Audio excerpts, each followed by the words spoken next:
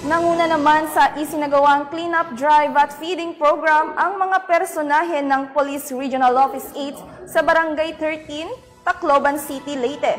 Yan ang ulat ni Patrolwoman Kimberly Flores. Patuloy ang pagmamalasakit ng kapulisan sa ating inang kalikasan sa isinagawang cleanup drive at feeding program ng mga tauhan ng Regional Police Office 8 sa Barangay 13, Tacloban City, Leyte.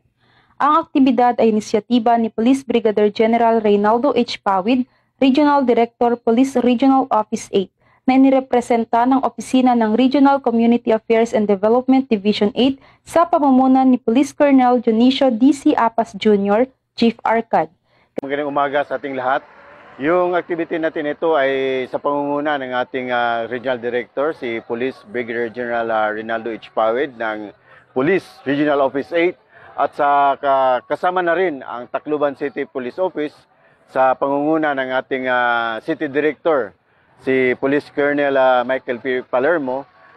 Nagkaroon tayo ng inisyatibo na today, on Valentine's Day, we will have a date with Mother Nature. So ipapamper po natin ang ating inang kalikasan sa pamagitan ng malawakang paglinis dito sa public market ng Tacloban City at may pakita sa ating mamamayan at mainganyo na panatilihing malinis ang ating kapaligiran.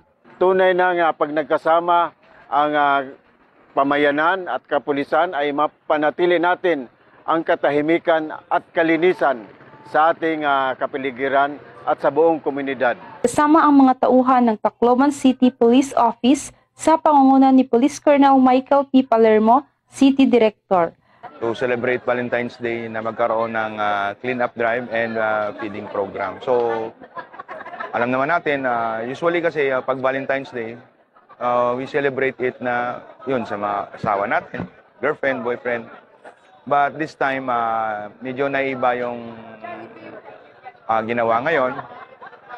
So makipag-date tayo ngayon sa Mother Earth, kay Mother Earth sa Valentine's Day because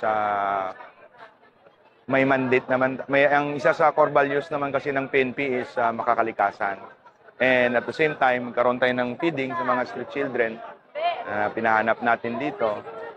It is one way of showing love also sa, again, sa isa rin sa core values ng PNP is makatao. Regional Police Community Affairs and Development Unit 8, Philippine Army at Philippine Coast Guard. Katuwang sa nasabing activity ang mga opisyales ng barangay.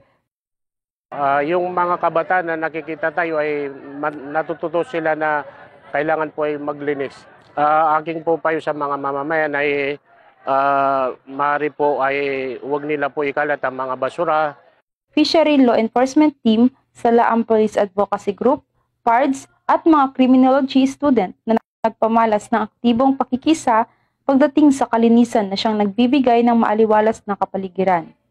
Samantala, umabot naman sa sako-sakong mga basura ang nahakot sa nasabing lugar, kabilang na ang mga plastic cups at wrappers na siyang nagiging pollution sa kapaligiran dahil kabilang ito sa mga hindi nabubulok na basura.